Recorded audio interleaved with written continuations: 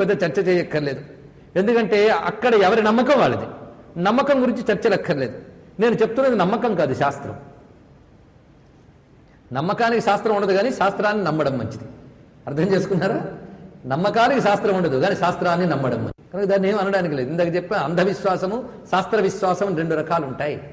అసలు విశ్వాసం అంటేనే మనకు తెలియకపోయినా చేయవలసినదే, అంతే కదా.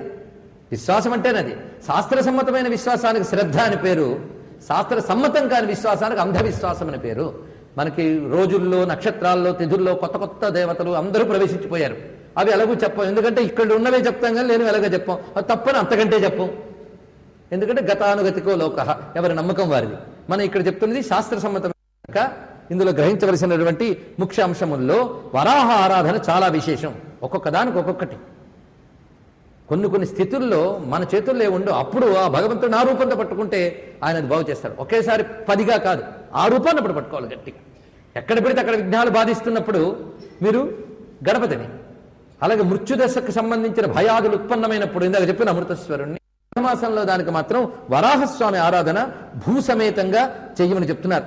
ఇది తామ్రపాత్ర తీసుకుని, ఆ తామ్రపాత్రలో ఆ పైన బంగారపు ఒకటి, అంటే తామ్రపాత్ర